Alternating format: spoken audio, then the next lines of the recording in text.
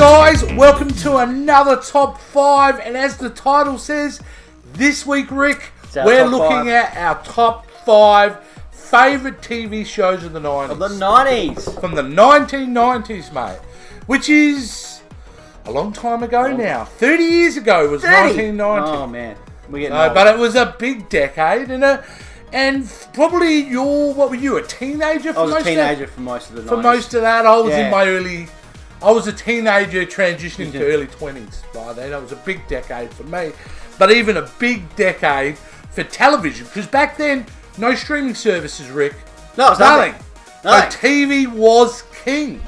You had, here in Australia, I mean, you guys had cable over in America. We had none. We had Foxtel, which is a really poor cable kind of service at the time. But primarily, we had 4 TV stations to watch our content. So a lot of taping on VCR back then. So, either way, we're here to talk about our top 5. And as the rule says, this is just our opinion. We're not trying to tell you what is.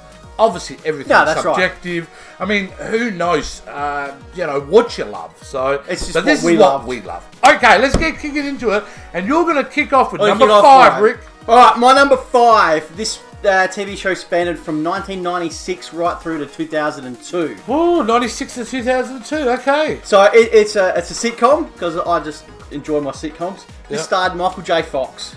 Oh, this is interesting. Spin City. Spin City. Absolutely loved this show. Right. If you guys aren't too familiar with it, Michael J. Fox plays Mike Flaherty, and he is Deputy Mayor of New York, and then he assists, obviously, the Mayor of New York, which is played by Barry Bostwick, who is absolutely amazing. He almost makes it. He is so funny in this, and because he just basically acts like a child throughout the whole seasons. And he's supported by a stellar cast in the first 4 seasons. Richard Kind, which plays Paul Lassiter. Oh my God, he is just hilarious. And then you've got Alan Ruck, who plays Stuart Begdock, who's just so funny. And the way they banter with each other. Yeah. So much like good old adult humor, and it's just fantastic. Created by David Goldberg and Bill Lawrence. It's just a fantastic And who are they famous for, Rick? Why are they famous? Do you know why? Who are they famous for?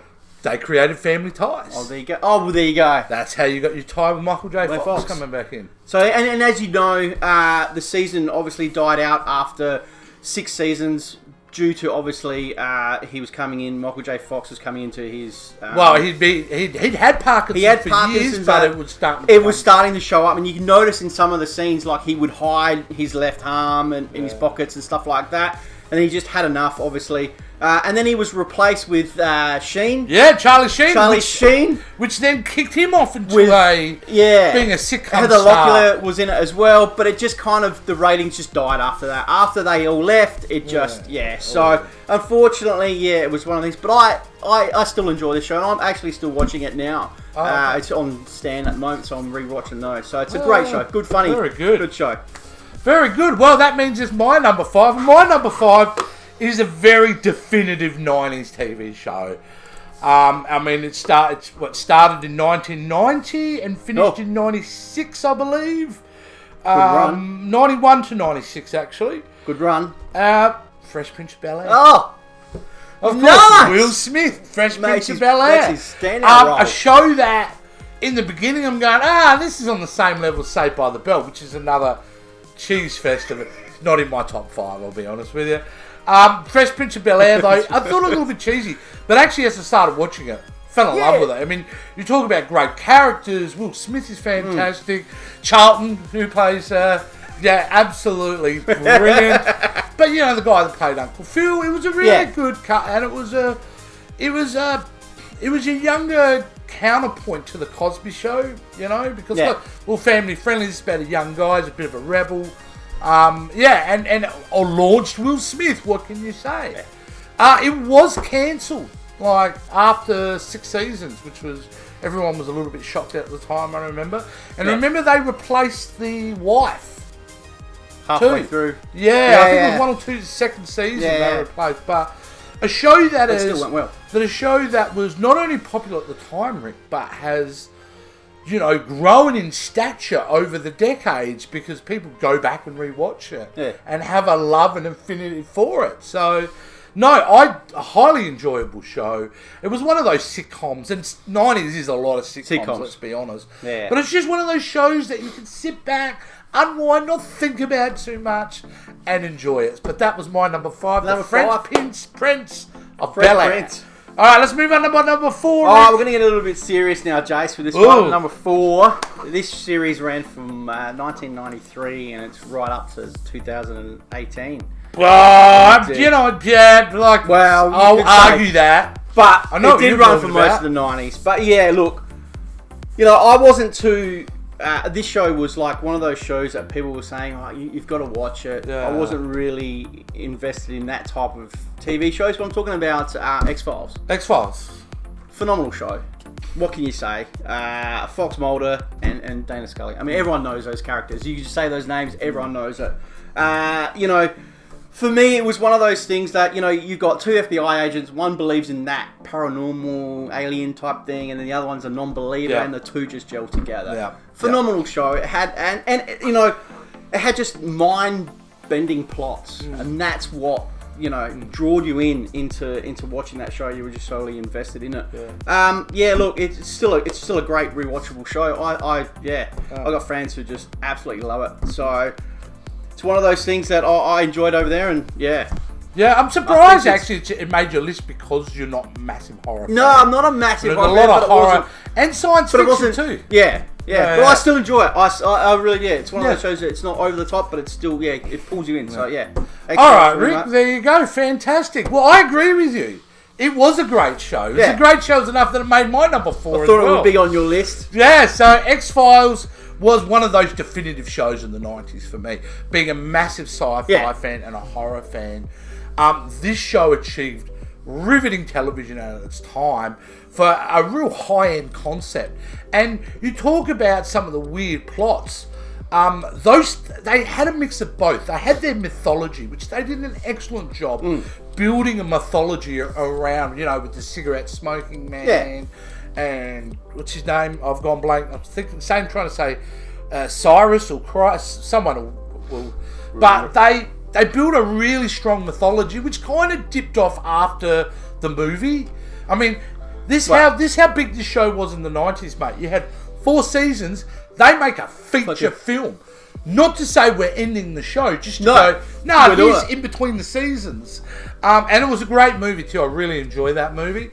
But David Duchovny, Gillian Anderson, I mean, they are just, you know, even today, they're Fox and Mulder. That's what it is, you know. And you kind of mentioned it runs to, that's probably incorrect. I mean, they've had revival shows. Yeah. I know IMDb's reporting it to 2018, but I still think the show ended in that early 2000s. And then we've had kind of like reunion specials in a way. So little mini kind of standalone series and stuff. And it's never lived up to what it was back in the days. I mean, one of my favourite episodes is Tombs. And it was one of the first season. And he was like this guy that could slide between the duct because he could make himself into a worm and that. And I just love, and that's what I love. Sometimes you'd have these freaks of the week. And they'd approach it always from a different angle. And then the next week they'd get back into the alien storyline or something like that, which was very rare for its time too, Rick. It wasn't known TV series to always be, this is the bad guy of the week, we move on. It wasn't common back then to have, you know, threads that go over entire seasons. So, fantastic, epic show. My number 4 as well, the X-Files. Let's move on to number 3, Rick. What have you got? Number 3. Now, this show only ran for 2 seasons. Oh, okay. Only 2 seasons. Must have loved it. It was and this is one of those shows that everyone got on board, and it wasn't one of those shows that I was particularly interested in. I didn't really want to watch. Yet it's made the top 5. But people, we're going, you got to watch this. It's a phenomenal show. Okay. Twin Peaks. Yeah. One of those shows which, you know, you get kind of invested. The main character, the FBI agent, I thought was just phenomenal, and I think he was the one that actually drew me into this. Yeah. You know, he was that opening scene with the body and the crying of the deputy was crying and the body and he was touching. It was kind of funny and he's got you know what I mean. And he's kind of quirky, but he's kind of serious and he's got everything going for him. You know what I mean? And I think that's what dragged me in. The second season wasn't as good as obviously the first, but it had a ripper ending in the second season. And I think, it had good writing and it had its issues when it first started off, but phenomenal show. Great show. I really enjoyed it and I still enjoy it. So, it is a great show. I absolutely love it. I do agree. Yeah. The first season is rock solid. As soon as you find out Yeah. who killed Laura Palmer, the show does dive a little bit. The reason why it was a cracking ending was because David Lynch came back and directed that. Because he went missing after season 1 because he was going off to do other theatrical films. That show's incredible. Agent Cole McLaughlin is just phenomenal playing the titular character. Plus all the other wonderful characters around Northwestern, weird little town. Yeah. So it's great. Wonderful. Great show. Good choice, Rick. Alright, let's move on to my number 3. My number 3 ran for 5 seasons. Oh! Starting in 1995. Oh! And ending in 99. And it has a little bit of a behind-the-scenes tragedy to it. No. But the show, to me, had 4 amazing seasons, and the 5th season not so great. I'm talking News Radio. Oh, nice! News Radio was a show that I loved so much. I was just in from the get-go. You talk about a wonderful cast of characters in some of these shows. News Radio, look who you've got in that show. A young Joe Rogan to start it off, and obviously Phil Hartman, tragically passing away after the 4th season. But he was incredible. Andy awesome. Dick, of course, Mira Tierney. It was just wonderful. It was even the boss in it was great. Just a fun show. Really smart writing in it too, And it was, especially in the first 3 seasons, it's hard to find an episode that is not just hilarious. They really had nailed this show down. And I reckon if Phil Hartman hadn't gone, he would have ran for about 9 or 10 seasons easily. Because it was that high calibre of a show.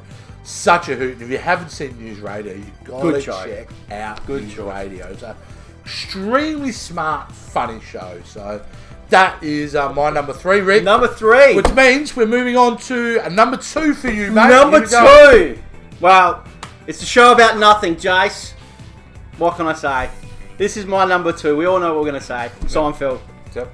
1989 right through to 1998. Yeah. Unbelievable show. Created by Larry David and Jerry Seinfeld. Just every episode is just hilarious. And it's the most rewatchable show that still today people rewatch. Jerry Seinfeld plays himself. Jason Alexander as George. Yeah. Michael Richards as Kramer. I think... And then you've got, obviously, Julia Louis-Dreyfus as Ella. But the thing I like is the main characters, obviously, is George and Kramer are the ones that really made this show for me, I think. And it just had a stellar cast around him as well. And how many cameos of upcoming people were coming through that show. So, so funny, so well put together, and just some great one-liners. It's just, and memorable shows. Everyone remembers one of those shows. You've probably got a bunch of favourite ones out of that whole series. The contest, it's just... And you remember all the characters, So, absolutely love it. And it's just, one of those Your shows number 2 It's my number 2, it's Seinfeld. Brilliant, mate. Yours great has choice. to. What's yours, Jay? Mine is a show that I'm currently watching again, and for many years went, that was that show. I don't know what everyone really loved it. I remember watching it, enjoying it at the time, but I'd forgotten about it. I'm talking Friends. Wow! Oh, Friends! Wow! And that surprises you, but really? If you ask most people, name the top 3 TV shows of Friends. The 90s, Friends is in the argument. If you go back and watch Friends, the writing is phenomenal in that show. And even though you remember things sappy, so Ross and Rachel, will they, won't they? It's just a funny, enjoyable, well-executed show that continues to pay off. And I'll be honest with you, Rick, when I sat back and I thought about it and I started comparing to other shows, this is a series that really doesn't have any weak links. There's not a lot of weak links in the show. Every episode was pretty damn good and pretty funny. And you want to talk about cameos, you get people like Brad Pitt, Julia Roberts, Bruce Willis, Tom Selleck. The list goes on, Reese Witherspoon. Yeah. And And you're not getting those caliber of guest star on the show unless it's they're invested well in. written. Yeah, that's right. You know? Absolutely. Friends, if you asked me 6 months ago, this would be my top 5, I wouldn't even consider it. But it is, and it deserves to be my number 2 because it's how much I enjoy the show. Wow. I stand by that firmly, and I would argue anybody, any day on the merits of Friends versus some of the other shows in the night. Wow, man. There you go. So Friends, come man. on, you talk about a cast. Yeah. When you're going back to Friends, I mean, you've got the incredible Courtney Cox, you know. You get David Schwimmer. You've got, what am I going blank on everyone? I should have generally I have the cast list up here. But I should know already because I like to pride myself. But it is early morning. Joey Lawrence. Lisa Kudrow, Jennifer Aniston. Yeah. You know, you name it. The cast was amazing and it launched their careers. And funny enough, do you know David Schwimmer directed a lot of those episodes? Did he? Yeah. They were getting paid big money. Oh, huge. That's big money. Huge. And remember, they're coming back for a HBO Max reunion special. You excited about that one, Chase? And now. And now, absolutely, man. You know, hey, you might go back on your memory, but at the end, I stand by it. Yeah, that's it. It's what a you phenomenal enjoy. show. That's it really is. It's what you enjoy, buddy. All right, that's my number 2, but now it's time for your number 1. Hands down, this is my favourite show. Without doubt, I own the complete set. I actually knew this. He has not told me.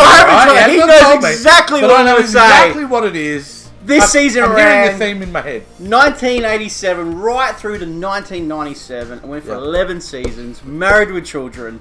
Al Bundy. I mean, this show is just phenomenal. Like, you cannot redo the show now. You could not do what they took with this show, with all the jokes and all those, writing, and put it into now. It just wouldn't work. You couldn't do it. You got Al Bundy, who's this shoe salesman who's just down on life. He's got a lazy wife. He's got a son who's just dysfunctional, especially with women, and his daughter who's just this dim-witted chick. And it works, Christine Applegate was just, obviously they had that sex appeal with her. She was young back then. Very young. Katie Seagal, David Forestino, Ted McGinley came in the second. He's probably the only one out of the whole lot that didn't go very far. But the rest, have just gone on and on. I just love this show. It's so funny, and it brings back a lot of fond memories for me as growing up as a teenager. The No Man. The No Man at that team. It's just fun. And those one-liners that that you go in the shoe store and he's got a larger woman coming in and he'll make those jokes. Yeah. You couldn't do it now, but it's just great. Phenomenal show. Yeah, it is hands down my favourite show. I'm not surprised. You know what? I knew you was gonna. You know what? I think the show's funny, but I always consider it's not to denigrate the show because it's all different. And it's all different. But I always remember going, "Oh, this is very like hillbilly trash TV, very southern kind of." Some of the jokes were fucking hilarious. Really went over the top with some of that. And you're right, in today's cancel culture, you couldn't have the show. You couldn't have But I know you, I just know that you he knew it was gonna. I knew it. As soon as he kind of, because one of the things we did set on was, look, some shows started in the 80s and went through the 90s. What are the rules here? And but the majority. It's going to have the majority of the seasons have to be in the 90s. Yeah. So, and certainly Married with Children was, and. But, mate, it just shows that built the Fox network. It did. Between that and The Simpsons, it dominated. This opened it up for a lot more shows. It was an important show for... Yeah. Look, 11 seasons is a long time, especially for that period of time. So, it obviously worked. And you're right, we've got some great talent in the show. And that's, Ed O'Neill coming through. He was still doing a bit of TV through them to come through. But, if you guys haven't seen it, check it out. It's just, fantastic. My favourite. Well, now that leaves me in. So you shut your lid. My number 1...